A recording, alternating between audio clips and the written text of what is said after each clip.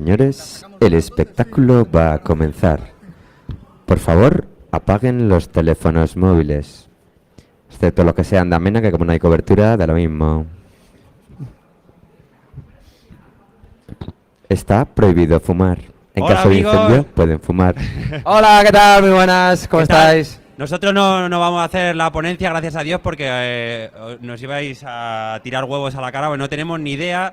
Pero aquí tenemos a muchas personas que saben muchísimo de lo que van a hablar, no como nosotros que nos gusta hablar de lo que no sabemos. Efectivamente, esto se llama una mesa redonda, a pesar de que la mesa no es redonda. No os preocupéis porque la mesa va a ser redonda. No y hace esos son- falta ser teleco para saber que esto es un cuadrado. Bueno, es un rectángulo, Juan. Pero bueno, es más Ah. cuadricular que redondo. Estos son los caballeros de nuestra mesa redonda. Son todo gente que ha tenido muchísimo éxito en la vida. ¿Por qué? Porque han sabido encontrar ese hueco donde ellos son especiales y el resto no lo era. Y esa es la clave de todo. Me lo estoy inventando, La salida, ¿eh? la salida. Las salidas profesionales. Tienes que decir, ¿yo qué salida profesional tengo? Por ejemplo, mi tía es muy salida y es profesional. Se Es dedica una a salida eso. profesional. Se dedica a eso. Y ella es le va prostituta y le va muy bien. Le es va decir, bien, le va bien. Va muy bien. Pero bueno, y todo esto lo va a dirigir Alberto Hernández, que está aquí haciendo un poco de pegamento entre todos esta... te ha hecho gracia que llamemos pegamento. Sí. Pero, ¿tiene cierta afición al pegamento o algo que...? Bueno, es que está aquí Miguel Rego, así que por favor estad atentos, ¿vale? Que está Es el Miguel Rego jefe, aquí. Te ¿vale? está vigilando a ver si lo hace bien o mal. ¿Qué tal? ¿Por ahora va bien la cosa? Pues mira, Pues los de allí se lo van a perder. Va a estar muy interesante porque van a hablar de verdad de salidas profesionales, de todos los casos de salidas profesionales, por ejemplo. Yo dicen, yo es que manejo muy bien marionetas. Y decía a mi madre, no vas a llegar a nada. Ah, nunca se sabe, amigo. No lo puedes saber. Ahora trabajo debajo de una mesa como Mónica Lewinsky, pero os te voy a puedes decir una quejar. cosa. De todos los que estamos aquí, y no digo aquí, digo en todo el recinto, soy el que más cerca ha estado del chumino de Cameron Díaz. La verdad Un es que es un aplauso, honor. por favor, improvisado. ¿Te importa si te huelo? Qué suerte. También la es verdad. cierto que soy el que más cerca ha estado de la picha de Sánchez Dragó, correcto. También eso también me ha pasado. Tiene esos Pero- inconvenientes. Pero vivo de eso. Y tú también. Y yo también, solo porque Sí. tú eres marionetista, y yo dije, vale, yo también. Pero Bueno, nunca se sabe. Que dónde va a sepáis estar. que dentro de los ponentes que van a estar hay gente que ha estado o está en Facebook petándolo. Like, para el que es tú, like, Aquí ¿vale? está. Nunca Agrégame. sabréis quién está en Facebook, ¿verdad? Ah. En Porque- Telefónica, en un montón de empresas, gente que ha creado una empresa y la ha vendido. Bueno, es que vais a alucinar, así que tomad mucha nota que aquí hay mucha información de la buena. Os dejamos ya con esta super mesa redonda, que la disfrutéis. Adelante, Alberto, todo tuyo. Muchas gracias. Gracias. Muchas gracias, Juan de Amañán. Muchas gracias a todos. Buenas tardes. Bienvenidos a esta mesa redonda. ¿Se oye ahora? Sí. Muy bien. Muy bien. Bueno, el objetivo de esta mesa, como sabéis, estamos hablando mucho durante ayer, hoy y mañana de que se están demandando cada vez más profesionales en ciberseguridad. Como dijo el director general Miguel Rego ayer por la tarde de la inauguración, se estima que más de 1 millón de profesionales van a ser demandados en el mundo en el ámbito de la ciberseguridad en los próximos años. Estadísticas sobre estas tenemos muchísimas. Tenemos una de la Comisión Europea del año 2013 que indica que probablemente más de 700.000 puestos de trabajo podrían quedar vacantes en los próximos años porque no disponemos de los profesionales con la formación adecuada. Oímos también que el crecimiento del mercado y el crecimiento de la demanda de profesionales pues es del orden de un 3 a un 12%. Bueno, yo creo que estamos todos de acuerdo que cada vez se van a demandar más profesionales en el ámbito de la ciberseguridad. Pero queríamos trasladaros desde aquí qué es lo que realmente os vais a encontrar cuando vayáis a buscar trabajo o intentar incorporaros a este mercado. ¿Y cómo hacerlo? Pues de la mejor forma, contando con personas que hayan tenido casos de éxito, profesionales de prestigio que os puedan contar de primera mano cuál es su experiencia cuando se han incorporado al mercado laboral, al mercado de la ciberseguridad y qué es lo que os podéis encontrar. Para ello contamos con 5 profesionales de prestigio, cada uno de un ámbito diferente, que os voy a pasar a presentar. A mi derecha del todo, Pedro Pablo Pérez, que es director de ciberseguridad de Telefónica, ámbito privado, una de las salidas profesionales más comunes cuando vamos a buscar trabajo, vamos a la empresa privada. ¿Cuál es otro de los caminos que buscamos cuando vamos a buscar trabajo? La función pública. A mi derecha tenemos a Miguel Ángel Rodríguez, ingeniero informático por la Universidad Politécnica de Madrid.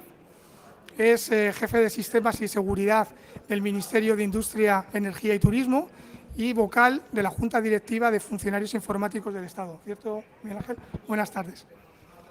Otra de las salidas profesionales puede ser la investigación. Si alguno está pensando en la investigación, pues le gustaría oír de alguien que ha estado involucrado en este campo, cuál es la experiencia, cuáles son los obstáculos, cuáles son las oportunidades que podemos encontrar allí. A mi izquierda tenemos a Javier Alonso. Buenas tardes, Javier. Javier es ingeniero informático por la Universidad Politécnica de Cataluña. Ha estado trabajando en la Universidad de Duke para la NASA y es uno de estos talentos que normalmente vemos en la televisión que perdemos, que emigran, pero que en este caso hemos recuperado. Javier, después de trabajar en la Universidad de Duke y para la NASA, ha regresado a España, a la Universidad de León, para constituir un equipo de investigación avanzado en ciberseguridad. Un poquito más a mi izquierda nos encontramos a Pablo de la Riva, fundador de Bugurú, una empresa de referencia en ciberseguridad y un claro ejemplo de emprendimiento, un claro ejemplo de éxito, de cómo emprender partiendo de una idea, constituir una empresa y ser a día de hoy un referente nacional e internacional. Buenas tardes, Pablo. Buenas tardes. Y por último, a la izquierda del todo de la mesa, tenemos a Javier Marcos, que sería la quinta vía profesional, que es emigrar. Javier es ingeniero informático por la Universidad de León y actualmente trabaja en Facebook como ingeniero de seguridad. Buenas tardes, Javier. Bueno, y sin más, os voy a dar paso a cada uno de ellos para que os cuenten cuál es su visión, qué oportunidades os podéis encontrar, qué obstáculos y cuál es la perspectiva profesional de aquí en adelante en cada uno de los ámbitos. Empezamos por Pedro Pablo. Sí, hola. Coger el micrófono y me voy a levantar porque estamos aquí un poquito apiñados.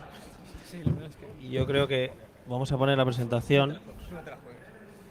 ¿Puedes poner?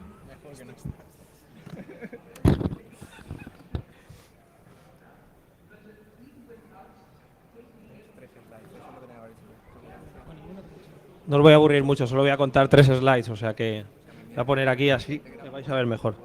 Bueno, desde Telefónica últimamente estamos haciendo un esfuerzo bastante grande para lo que es las salidas profesionales dentro del ámbito de seguridad. Muchos conoceréis que pues bueno, hemos creado una compañía como Eleven Paths, en la cual pues está Chema Alonso y hemos contratado mucho talento, gente que ha venido, que estaba trabajando pues en Facebook, en Yahoo, etcétera, en múltiples empresas que han venido de vuelta a España y están trabajando en Eleven Paths, que es una empresa dentro del grupo Telefónica en el cual pues damos salida a talento joven que quiere de alguna manera trabajar. Adicionalmente tenemos lo que es la marca Telefónica, tanto Telefónica en España o Vivo en Brasil, O2 en Inglaterra, Alemania, etcétera, en los cuales de más de los 20 países donde Telefónica trabaja y hay profesionales en seguridad que están protegiendo pues las redes, los servicios, etcétera. Tenemos una iniciativa también desde el punto de vista empresarial para ayudar el emprendimiento, que es Guaira, dentro de la cual, dentro de lo que es Open Future de Telefónica, pues desde Telefónica pues ha ayudado a más de 300 startups, de las cuales hay 7 en concreto que se dedican solo a seguridad. Adicionalmente, es conocido por todos que Telefónica I+D es una de las empresas, la número 1 en concreto en España, que invierte en I+D+I, desde la cual también pues hacen programas sobre seguridad y se hacen trabajos dentro de la Unión Europea y con muchos organismos para trabajar en seguridad. Y finalmente, desde hace ya bastante tiempo, Telefónica tiene una empresa que se llama Telefónica Ingeniería de Seguridad, dentro de la cual no solo nos dedicamos a la seguridad física, sino a la seguridad lógica, sino que nos dedicamos también a la seguridad física. Esto compone que en Telefónica, en materia de seguridad, hay trabajando a día de hoy más de 1000 profesionales. Estos profesionales que trabajan en seguridad, como os decía, trabajan en múltiples jurídicas, en múltiples empresas. Dentro de Open Future, lo que hemos hecho últimamente pues es dentro de Talentum, hemos ofrecido en los últimos años más de 2.000 becas, 2.500 becas en concreto para alumnos para que trabajen en Telefónica. Dentro de Guaira se han canalizado más de 40 millones de inversión, con lo cual ha habido más de 300 startups co-creadas con marca de un tercero, y en la cual Telefónica básicamente lo que hace es normalmente un préstamo puente, es decir, si un emprendedor quiere trabajar en alguna de las ideas, se presenta a la Academia Guaira, en las cuales Telefónica suele dar un préstamo que es a fondo perdido si la startup fracasa, pero si la empresa de alguna manera triunfa, pues hace un préstamo convertible en acciones. Adicionalmente, desde Telefónica Venture hemos invertido más de 80 millones de euros en los últimos años, invirtiendo en cómo se invierte tradicionalmente en Venture Capital, en rondas A, B y C. Y por último, a través del Fondo Américo hay canalizados más de 200 millones de euros con 30 empresas en cartera. O por último, todo esto, de alguna manera, la visión que tenemos en Telefónica es que se fundamenta en el cual tenemos una serie de inversiones, como conocéis, he comentado Guaira o Bluelip, que es una empresa creada en España, en la cual también se ha invertido desde Telefónica, alianzas y acuerdos con múltiples fabricantes, en los cuales, ya sean operadoras de comunicaciones, etcétera, tenemos programas en los cuales hay determinada gente de Telefónica que va a este tipo de fabricantes, trabaja allí durante un tiempo, vuelve a Telefónica, o gente que está en Telefónica y trabaja en Etisalat, que es una de las operadoras más potentes dentro de Emiratos Árabes, etcétera. Tenemos dentro del talento, en el cual pues hemos fichado, como sabéis, pues a gente tan conocida como Chema Alonso, David Barroso, etcétera, referentes. Tenemos formación y acuerdos con partners tecnológicos, colaboraciones con organismos como Europol, INCIBE, etcétera, y adicionalmente acuerdos tradicionales que nos refuerzan el posicionamiento que hacemos como Gartner, Forrester, etcétera. Desde el punto de vista de salidas profesionales, pues como os he comentado hasta ahora, pues hay salidas dentro de la empresa privada. Cuando hablamos de una empresa como Telefónica, que es una empresa que tiene un footprint, una huella muy grande, pues se convierte que una empresa tiene salida desde el punto de vista profesional para poder trabajar en la empresa, para proteger las redes o para proveer servicios, y luego dentro de la misma empresa pues aparecen temas de investigación, temas de emprendimiento o temas muy ligados a relaciones con otras operadoras en las cuales se co-crea determinados temas en seguridad. Muy bien, Pedro Pablo, muchas gracias. Damos la palabra a Miguel Ángel Rodríguez. Hola, buenas tardes a todos. Muchas gracias a INCIBE por la organización de este evento. Felicitaros por esta primera edición, espero que sea la primera de muchas. Y muchas gracias por darme la oportunidad de participar en esta conferencia. Bueno, lo primero que quería hablaros desde el punto de vista del sector público, en lo que podéis tener en cuenta cuando estáis buscando empleo, os puede interesar este tema, son las motivaciones. ¿Por qué alguien busca trabajar en temas de ciberseguridad o en temas de tecnología en el sector público? Una de las motivaciones que podéis tener en mente, teniendo en cuenta el tópico de lo que viene siendo la función pública de un tiempo atrás para acá, es que es un trabajo fácil, relativamente cómodo y que trabajas de 9 a 2. El que vaya buscando eso, ya le digo que esa no es una motivación buena, primero porque no es lo que se va a encontrar y segundo porque no es lo que nosotros estamos buscando. Una motivación buena para trabajar en el sector público a día de hoy, respecto a lo que viene siendo trabajar en el sector privado, pueden ser una que tiene que ver con los valores. Nosotros en el sector público nos dedicamos a atender, a dar servicio público a los ciudadanos y a las empresas. Esa visión es diferente de la que se tiene en una empresa, que el fundamento que tiene en general es maximizar los beneficios económicos. Yo cuando voy a mi trabajo me siento más feliz teniendo en cuenta que estoy haciendo un servicio público, que formo parte de ello. Lo segundo es que tienes la oportunidad de desarrollar una serie de proyectos que en la empresa privada es muy difícil poder disfrutarlos.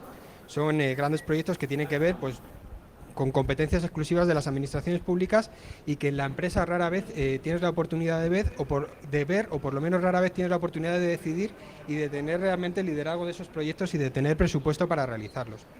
En tercer lugar, otra de las razones muy importantes es la estabilidad. En mi caso personal, cuando yo evalué hace 10 años que me iba a incorporar al mercado laboral, cuál era la situación en la empresa, cuáles eran las cadenas de subcontratación en la que uno empezaba a trabajar en un sitio, acababa dando servicios a terceros y no sabía muy bien a veces de qué empresa formaba parte, En el caso del sector público, cuando uno se hace funcionario, empleado público y está destinado en un ministerio, en un organismo, tiene sentimiento de pertenencia a esa organización. No estás dando servicio a otros, sino que formas parte de esa casa, y a mí es una cosa que me llena bastante, es un tema bastante importante. Bien, más allá de las motivaciones, ¿cuál es la situación que os vais a encontrar ahora mismo en el sector público en lo que tiene que ver con ciberseguridad? Deciros que estamos en un momento dulce, absolutamente magnífico en lo que tiene que ver con la ciberseguridad. Todas las estadísticas que han comentado antes y todas las cifras de crecimiento se pueden extrapolar al sector público. Hay iniciativas de gobierno muy potentes que están haciendo que esto crezca y que cada vez haya una mayor demanda de profesionales de ciberseguridad, cosa que no ocurría hace unos años. Tenemos la Estrategia de Seguridad Nacional, Estrategia de Ciberseguridad Nacional, Agenda Digital para España, que es uno de los megaproyectos dentro de los que se marca en concreto la estrategia de INCIBE. Tenemos una serie de iniciativas de gobierno que van a hacer que esto vaya a ir creciendo en los próximos años, y tenemos una demanda importante que cubrir, y dentro del sector público ahora mismo nos faltan profesionales especializados en estos temas. Bien, lo tercero que os quería contar es el dónde. Esto de trabajar en el sector público es algo como muy amplio.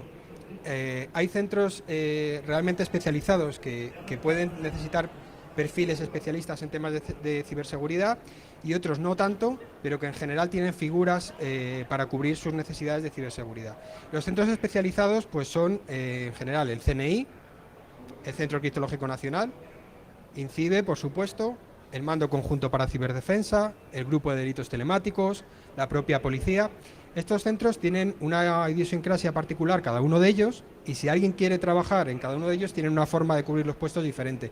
En el caso de INCIBE, pues bajo una convocatoria de empleo, de un proceso de selección de personal relativamente parecido al de una empresa. En el caso del CNI, pues uno puede entregar allí su currículum para que en un momento dado, cuando necesitan un perfil que cubrir, pues puedan tirar de él, me imagino que a través de un proceso de selección. Lo que pasa que en los casos del CNI, pues como conocéis, que se dedican al espionaje y a contraespionaje, pues son bastante oscuros y no los conocemos mucho. Y luego están los de Mando Conjunto de Ciberdefensa, Grupo de Delitos Telemáticos y Policía, que por supuesto tienen que ver con procesos de selección de fuerzas y cuerpos de seguridad del Estado.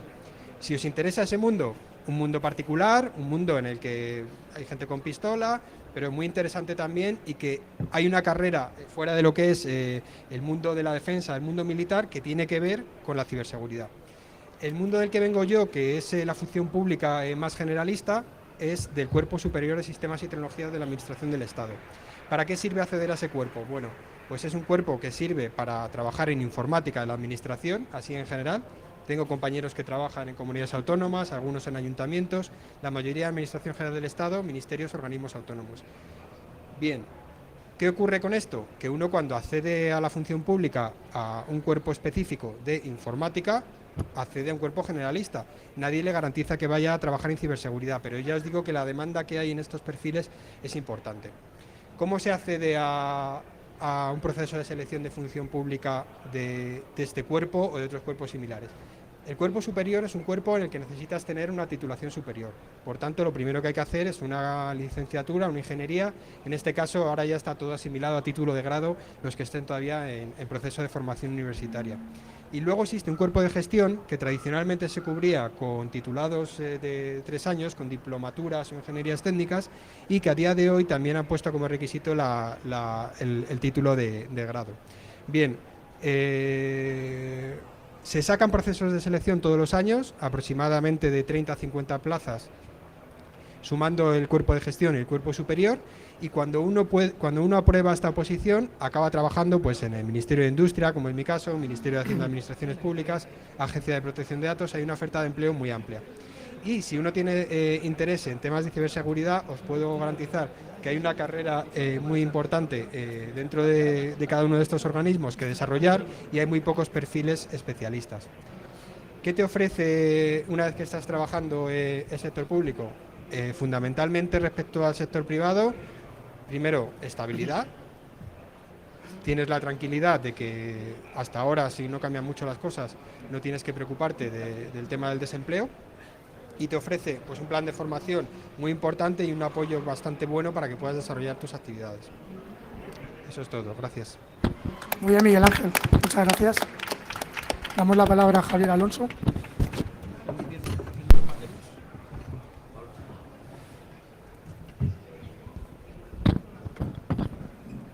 Buenas. Primero, agradecer a INCIBE y a la organización de Cybercamp por montar este evento. Yo creo que es un gran acierto. Y segundo, gracias a Alberto por pensar en mí como representante del mundo de la investigación. Pensaréis que alguien de investigación en España parece contradictorio con todas las noticias que vemos últimamente, ¿no? ¿Por qué dedicarse a la investigación?, me pregunta Alberto. Primero tiene que gustarte mucho el ámbito que elijas. En este caso, la ciberseguridad. En mi caso, yo vengo del mundo de la fiabilidad. Antes, hace unos años trabajaba en temas de fiabilidad, me he ido moviendo hacia temas de seguridad, en temas software. Y el motivo por qué me dedico a la investigación es porque realmente me gusta trabajar en algo en lo que me apasione. Es decir, a diferencia del compañero del sector público, en investigación es complicado actualmente conseguir una plaza fija, esa estabilidad.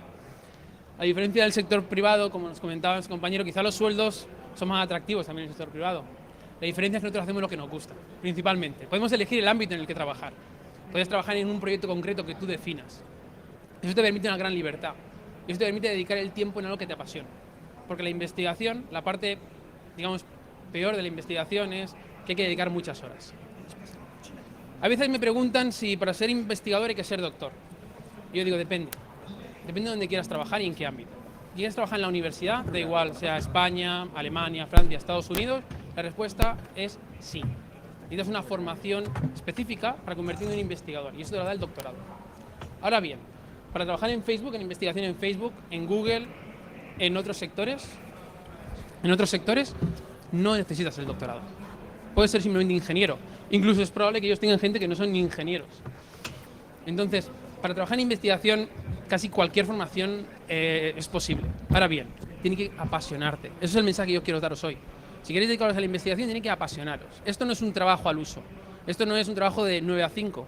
Es un trabajo de muchas horas. Y a veces la idea maravillosa te viene, por desgracia, un viernes por la tarde o un domingo por la mañana y tienes que parar lo que estés haciendo, tomar notas para que no se te vaya. Y eso, pues, tiene un coste personal. Es decir, tu mujer o tu marido tiene que entenderlo, que a veces requieres parar y decir, dame un minuto, tomo nota. Ahora es muy fácil con los smartphones, pero pensar hace 10 años, cuando no habían, tenías que tomar siempre una nota en un papel, ¿no? Y eso es lo principal para dedicarte a la investigación. Yo no quiero contaros mucho más. Mi caso personal, como comentaba Alberto, yo me fui hace 3 años. Esto es políticamente incorrecto, pero yo fui uno de los primeros damnificados por la crisis.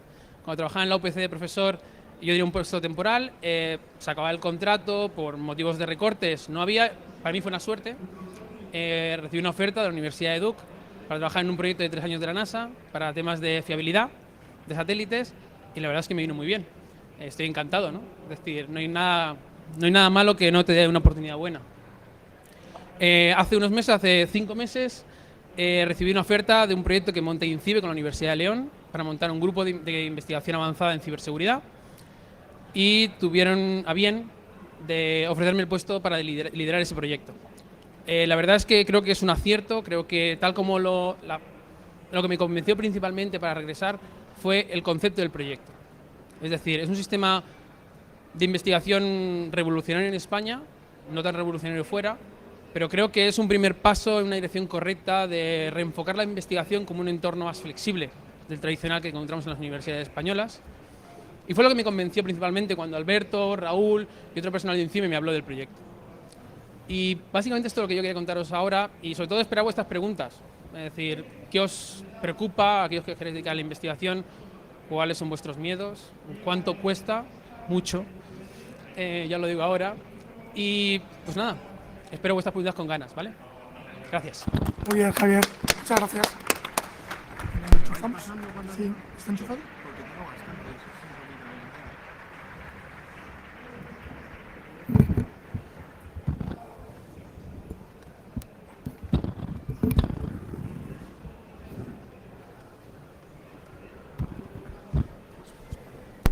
Hola. Vale. Vale, os voy haciendo así, ¿me vais pasando? Vale. Bueno, buenas tardes, muchas gracias por darme la oportunidad de contaros mi experiencia y de hablar de emprendimiento en este evento. Voy a focalizar mi presentación en lo que, bajo mi punto de vista, son las 4 grandes cosas que tienes que tener en cuenta para emprender un proyecto en seguridad.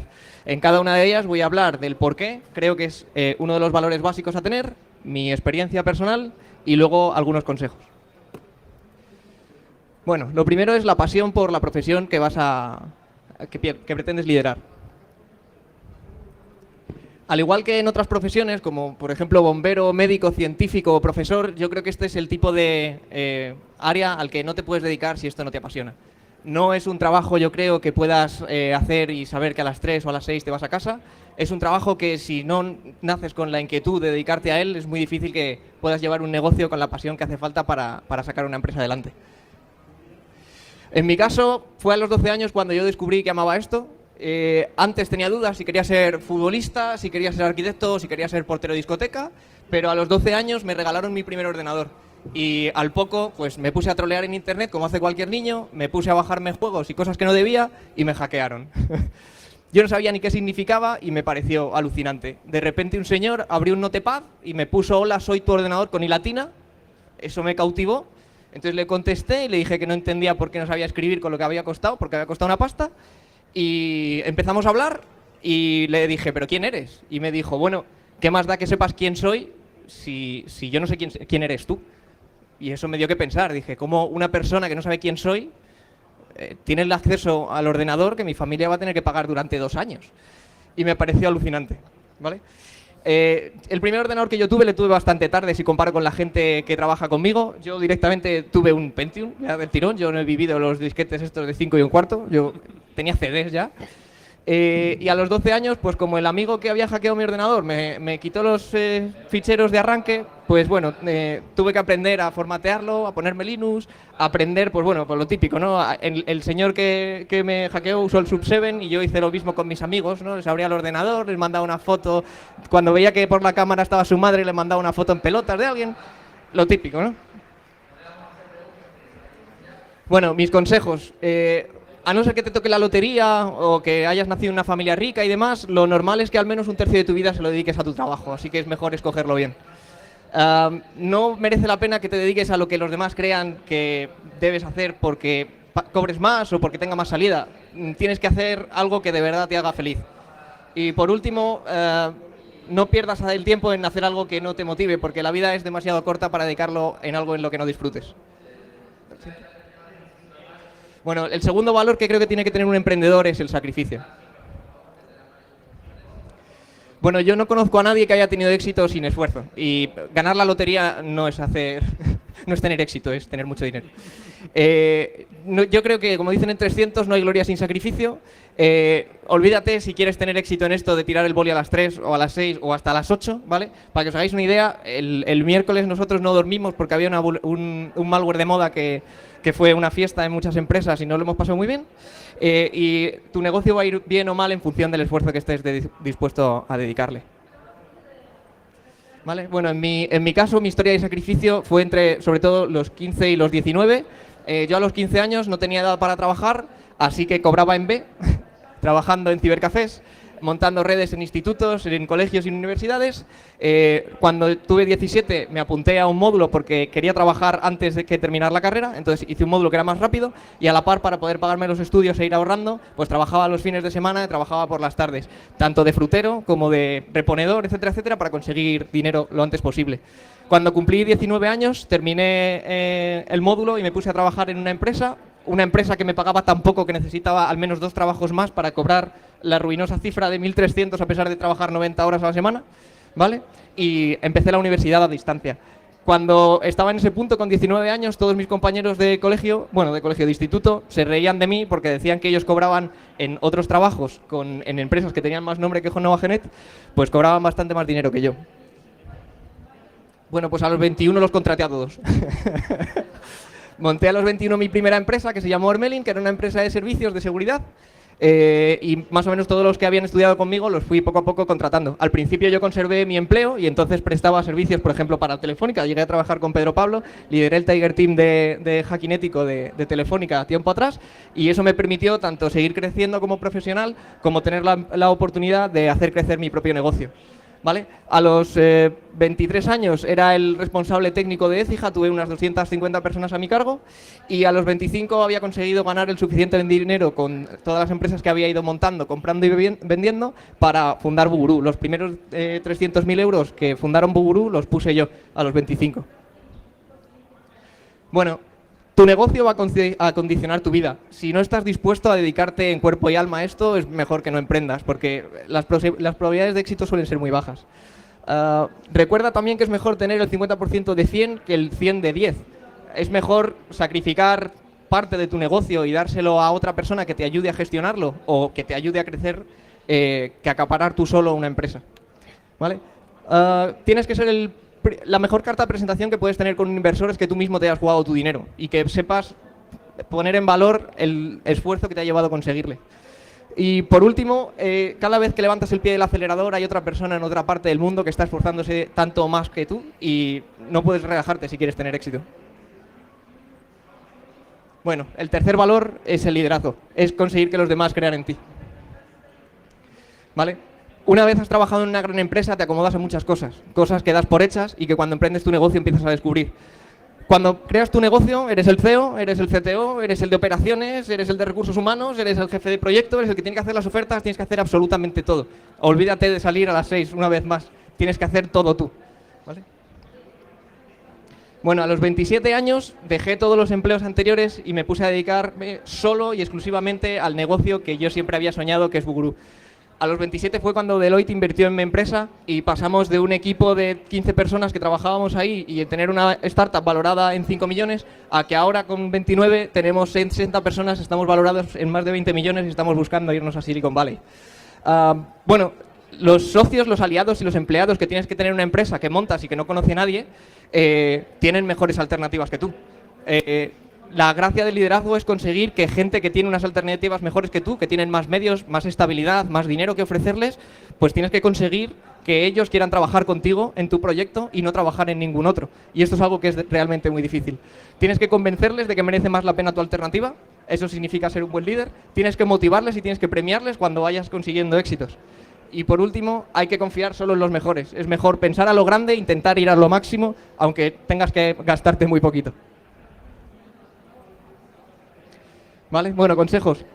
Asumir la responsabilidad de un líder es dejar que el resto no te vea flaquear. Muchas veces vais a estar hundidos si emprendéis un negocio porque es algo muy duro y es algo muy cansado, pero si el resto te ven que estás hundido y que estás hecho polvo, te van a dejar. Tienen que ver en ti la fuerza para que ellos sigan luchando por el proyecto. Por último, tener jefe, bueno, no es lo que parece, no es guay, nadie te echa la bronca, al revés. Si nadie que te guíe, es bastante desesperante muchas veces saber por dónde tirar. Estás muy solo. Es mejor que alguien te diga esto no se hace así, a descubrirlo dándote contra la pared. Y por último, sé creativo. No tener los medios que tiene una empresa grande no significa poder pensar a lo grande. Puedes conseguir cosas ofreciendo cosas a éxito. Si la cosa va bien, te voy a dar tanto. O, oye, no tengo dinero para pagarte esto, pero necesito asesoramiento legal, por ejemplo. Bueno, pues oye, yo qué sé, te doy un curso gratis de algo si te interesa la informática o te enseño a hackear a tu novia, yo qué sé. ¿Vale? Dale al siguiente. Bueno, confianza es el último punto. Solo la confianza te va a dejar saltar al vacío y explorar lo desconocido. Yo cuando me metí en esto era muy joven, muy inconsciente y no tenía ni idea de lo que estaba haciendo.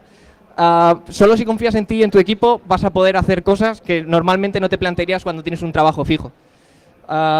Y tienes que saber confiar en tus socios y saber que necesitas ayuda para dominar el mundo. No puedes hacerlo tú solo. Todo el mundo, hasta la empresa más grande, tiene socios que o le han puesto dinero o le han presentado a gente, etcétera, etcétera. Es imposible hacerlo todo tú solo, pero es importante primero que confíes en ellos.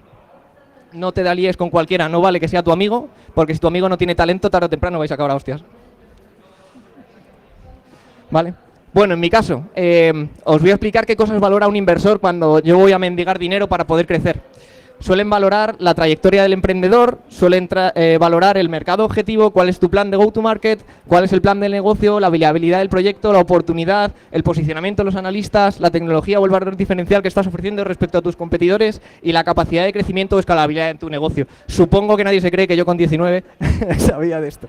Es más, estoy aprendiendo las leches. El mejor consejo que podéis tener es creer en vosotros mismos. Si creéis en vosotros mismos, vais a poder ignorar esto, contarle a un inversor vuestro proyecto y que vean en vosotros ilusión, confianza, pasión y los valores que os he mencionado. Es la mejor manera de que alguien confíe en ti y que te ponga pasta o que vaya a trabajar contigo.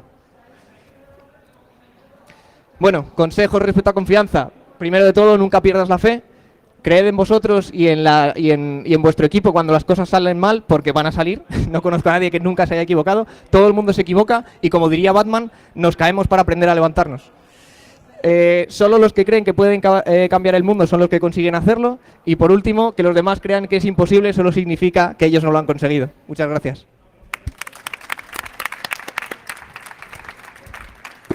Muy bien, Pablo, muchas gracias.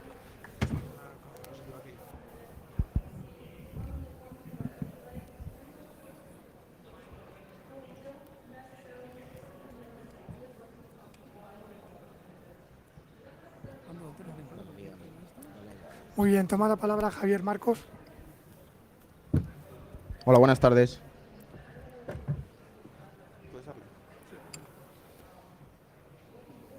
Bueno, buenas tardes. Lo primero, muchas gracias a la gente de INCIBE, a Alberto, a Deepak, por haberme invitado a estar aquí con vosotros y contaros un poco cuál es lo que yo estaba haciendo para llegar ahora a ser ingeniero de seguridad en Facebook. Llevo siendo ingeniero de seguridad en Facebook 3 años. Ahora vivo en Silicon Valley, llevo más o menos un año viviendo allí. Antes de estar allí estuve viviendo en Dublín 7 años, 2 años trabajando para Facebook. Antes de estar en Facebook estuve trabajando 4 años, 8 meses y 13 días en IBM. La mitad de eso estuvo en el equipo de seguridad, de hacking ético para la división Lotus, y antes de eso como ingeniero de software, también en un subequipo de Lotus. Fui a Irlanda para trabajar para IBM. Antes de IBM en Irlanda estuve trabajando en Portugal, primero en Siemens como ingeniero de software, luego me pasé a un par de cárnicas y eso me sirvió para darme cuenta que eso no era lo que yo quería y era el panorama que es lo que hay en este momento. Bueno, ahora ha mejorado un poco, pero es lo que había. Antes de eso estuve estudiando en León, ingeniería informática, y ahí fue cuando empecé a tocar un poquitillo el tema de seguridad a nivel profesional, viendo cómo funcionaban las cosas. Antes de eso, obviamente, pues como Pablo, en el IRC, jugando con la gente, entrando en algunos de esos CTFs que se hacían antes, que ahora ya no se puede, y jugando con cosillas. Bueno, así es como se aprende, y es realmente una de las cosas que estoy de acuerdo con Pablo en muchos de sus puntos. Tienes que buscar los campos en los que estás más a gusto trabajando y se te da un mejor, porque normalmente cuando empiezas a hacer algo desde cero, la curva de aprendizaje te va a afectar muchísimo en cómo vas a reaccionar en lo que quieres hacer después. Si te empiezas a centrar en algo en que la curva de aprendizaje va a ser demasiado grande, te vas a frustrar porque no vas a ver ningún tipo de progreso. Entonces, si empiezas poco a poco con cosas que son más asequibles y puedes llegar a ver que las dominas antes, es mucho más fácil llegar a poder ser capaz de dominar un tema. Todo el mundo que es una eminencia en el tema en el que hace, no nació aprendido. O sea que se tiene que aprender en algún momento. Poco a poco y con esfuerzo es como se llega a hacer las cosas. Y bueno, como ejemplo de la persona que se ha ido fuera de España y lleva ya casi 10 años fuera de España trabajando, un consejo: fuera de España los ingenieros españoles se valoran bastante, porque somos gente que trabajamos mucho, siempre intentamos buscar la manera más rápida, algún atajo para hacer las cosas, y eso se valora en determinados proyectos. Sí es verdad que hay mayores oportunidades para poder progresar en la carrera como si fueses una persona de perfil técnico completo. En las empresas fuera de España se ve gente que tiene posiciones de mucha más responsabilidad, que gente que tiene posiciones de gestión, son puramente de gestión, y hay ingenieros que se dedican pura y exclusivamente a labores de ingeniería, que tienen posiciones de responsabilidad bastante más altas. En las empresas españolas, ese caso yo quisiera ver algún ejemplo en el que se dé, porque siempre, a medida que vas progresando, la parte técnica siempre se suele dejar a la gente junior.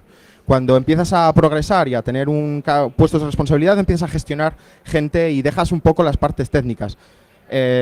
Conozco mucha gente que sigue haciendo temas de seguridad muy técnica y tienen bastante más responsabilidad que posiciones de gestión. Y por último, yo siempre digo, y además viene bastante al caso de la posición por la que estoy aquí con vosotros esta tarde, yo siempre digo que los ingenieros españoles tienen 3 salidas: tierra, mar y aire. Muchas gracias. Muchas gracias. Muchas gracias a todos los ponentes.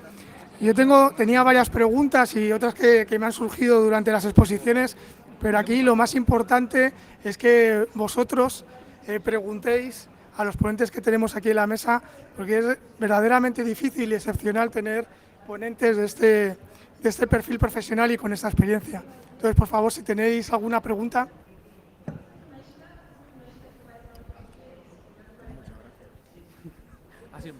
¿No? ¿Hay alguna?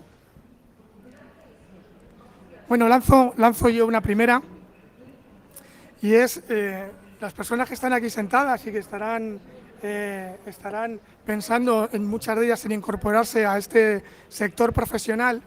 Desde vuestro punto de vista, ¿cuál es ese gap entre las expectativas de los profesionales españoles y lo que realmente se van a encontrar? Es decir, entre lo que esperan hacer y lo que van a hacer, entre lo que en el ámbito del emprendimiento, en el ámbito de la empresa, de la función pública, de la investigación, nosotros esperamos encontrar y lo que realmente nos encontramos. ¿En qué consiste ese gap? Hola, sí. Bueno, en concreto el gap depende también mucho del punto de entrada, es decir, de cuando vienen los ingenieros que están normalmente recién licenciados o están en su último año de carrera. Mucha gente, como yo creo que comentaba antes muy bien Pablo, el tema de seguridad es pasión. Es decir, al final muchos de los temas que mucha gente viene porque, pues bueno, me interesa la seguridad, etcétera, o le gusta un poco y demás, pero bueno, al final, si no tienes realmente pasión por la seguridad, es muy difícil que acabes trabajando en este entorno, porque como comentaba antes Pablo, pues un día aparece un determinado troyano y hay que estar toda la noche delante, o es algo que requiere lo que sabías hace 5 años o hace 3 años, no te vale para nada hoy porque realmente está constantemente el tema cambiando. Entonces, una de las cosas que muchas veces falta es el tema de la pasión. Hay mucha gente que se mete en seguridad porque a día de hoy, dentro de las salidas profesionales, pues una de las que quizá gestiona más tiene más salida profesional. Luego hay otro punto desde el punto de vista de formación.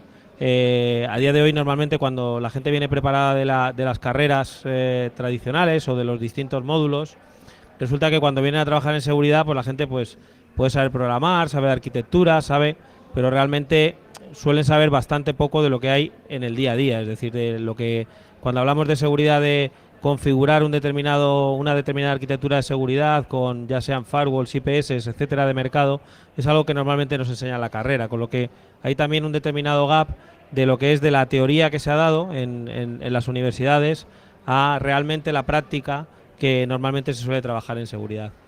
Y por último, la gente que suele entrar también en Telefónica desde el punto de vista más porque vienen con sus startups, etcétera, o con el emprendimiento, etcétera, muchas veces el gap que yo al menos percibo más es el tema de no verse que al final la visión no se trata de solventar un micro problema que hay, sino que dentro del mundo digital el mundo es enorme y al final se trata de que hay que pensar a lo grande, y es una de las cosas que muchas veces los emprendedores, cuando se aproximan, quieren solventar determinados problemas muy, muy pequeños que tienen perfectamente identificados porque ha venido de la necesidad de un cliente o de que les ha venido de solventar un determinado problema, y no son capaces a veces de pensar que al final el mundo pues no acaba en los Pirineos, sino que por daros algunas cifras, pues solo Estados Unidos representa aproximadamente el 40% de la inversión en seguridad de los 75.000 millones en los que está considerado este mercado. Es decir, al final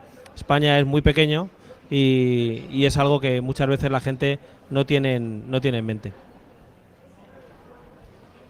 Bien, en el caso del sector público, el tema de las expectativas de una persona que entra desde fuera y luego lo que realmente se espera de él para trabajar en ciberseguridad es bastante peculiar. Primero porque, como os comentaba antes, es un proceso de selección muy generalista, y el que entra a trabajar allí entra a trabajar en tecnologías. Entonces, encontrar a alguien especializado en seguridad es realmente difícil o casi imposible. Solo encontrar a alguien que tenga interés en el tema y que se lea el blog de Chema Alonso, que esté metido en el mundillo y que tenga interés, ya es complicado. Para que os hagáis una idea, el colectivo de tecnologías en la administración, en lo que tiene que ver, en lo que son los cuerpos de la Administración General del Estado, son unos 800 en el cuerpo superior, unos 2.500 en el cuerpo de gestión, lo que decíamos de titulados medios, y unos 3.000 en el cuerpo de técnicos auxiliares, que es un cuerpo que podríamos pensar que está a extinguir, porque cada año, ya lleva unos años que no se convocan plazas y progresivamente se va sustituyendo con asistencias técnicas de empresas.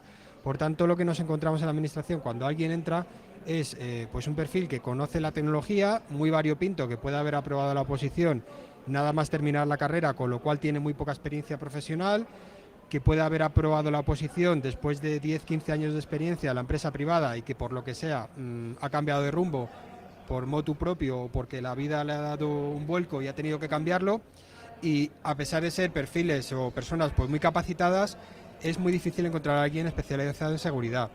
Desde mi humilde posición, invitaros a venir a trabajar con nosotros porque necesitamos vuestro talento y queremos que trabajéis con nosotros. Echamos en falta esos perfiles, esa iniciativa y esas ganas de descubrir y esas ganas de destriparlo todo que tienen los hackers dentro de la administración. Muy bien, Miguel Ángel. Me avisan que nos quedan tres minutos. O sea, voy a hacer un minuto para que mis compañeros tengan tiempo y no se libren. El gap, ¿cómo cubrir ese gap o cuál es el gap principal en la investigación?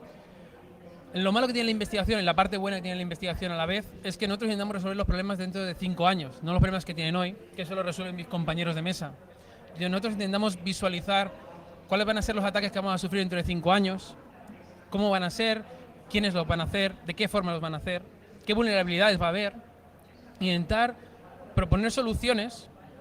A veces no funcionan, a veces sí, con lo cual lo que sobre todo necesitamos es gente con visión de conjunto.